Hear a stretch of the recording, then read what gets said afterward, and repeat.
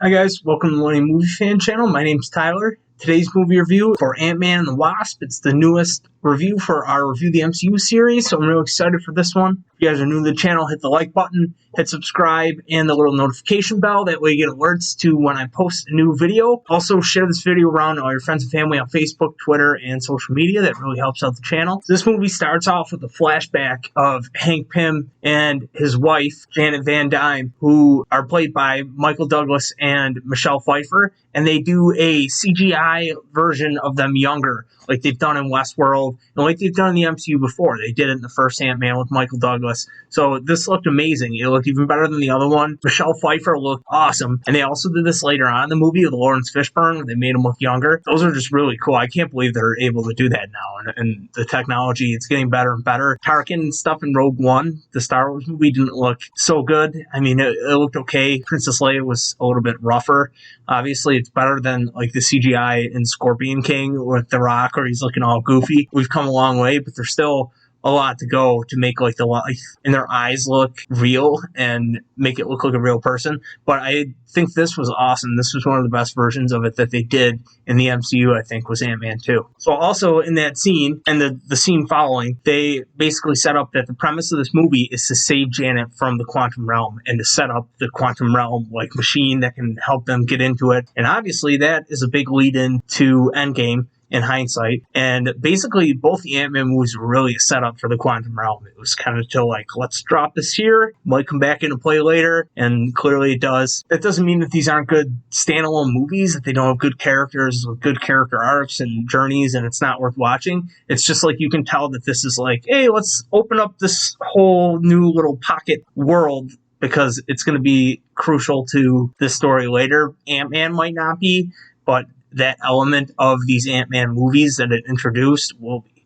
Take that for what you will. I love these movies. I think they're very funny. This one is just as funny as the first one, with Luis, Michael Pena's character, getting all into his stories and talking. Paul Rudd has a lot of good jokes, a lot of good humor. And when they shrink him down to like the size of a little kid and he's running through Cassie's school looking for the trophy that has the suit inside, that scene's hilarious. This movie takes place before Infinity War, before the snap, like while the events are going on, and then it ends obviously with the quantum realm mission where Scott gets trapped inside Hank Pym, Hope, and Janet Van Dyne. They get snapped away by Thanos in the Infinity Gauntlet. So there was speculation on what was going to happen. It was really cool. Just the time period it came out was kind of weird. It led a lot of people to be like, where was Ant-Man? They even in the marketing made it like, where was Ant-Man while that was going on? This movie introduced Lawrence Fishburne in the MCU, which is very cool that he had a role. He was Hank Pym's old partner, Goliath. He would grow to be huge in his suit, which is pretty cool. And this movie also introduced Walton Goggins as a villain. He wasn't the best villain, and he really didn't stack up with some of the villains we had just got prior to this. We've been doing our Review the MCU series here, and we've been talking about Killmonger and Hela and Ulysses Claw and all these good villains, and then he is a lackluster one. And they also have Ghost in this movie, who was a villain but was like a sympathetic villain and might come back into the MCU because she's still out there and has those badass powers. Her powers where she can walk through walls and stuff. It's going to be really cool to see her mix in with some of the Avengers. She could be really useful in some kind of like story plot line that they come up with, that they need her to have that phasing ability that she has to move through stuff. I think that could be interesting. I love Walton Goggins, though. I was kind of disappointed that he didn't have more of a character behind him. He was just kind of like a money-hungry, like arms dealer kind of guy, like mustache twirler. That's one of the things that I was a little disappointed by. The action in this movie is pretty good when Wasp is taking out those guys in that kitchen and they're throwing the knives. That scene's great. I love that they're able to shrink and grow stuff whenever they want. And it's funny when they move that building around and the cars that they throw and they're hitting it with the thing, and they're making Pez dispensers huge and salt shakers huge. And I really enjoyed that. I'm sure that was fun for the animator people and the team behind the scenes to do and on the set to work with if they were like big real props. I feel like it was all CGI and camera shots the way they did.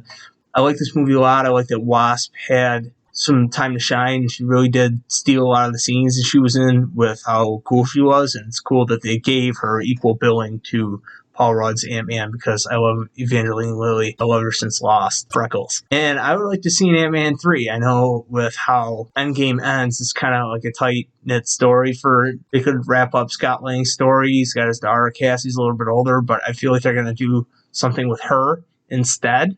And Cassie's going to be maybe in the Young Avengers or something with Hawkeye's daughter, Shuri, or whatever they're going to do. I feel like they're going to move away from Ant-Man a little bit. And that's kind of sad because I like Paul Rudd in the role, but maybe he'll pop in and out and he'll have like little appearances or come in and save the day as Ant-Man one or two more times. I feel like his main role in these movies were to introduce the quantum realm to the overall story.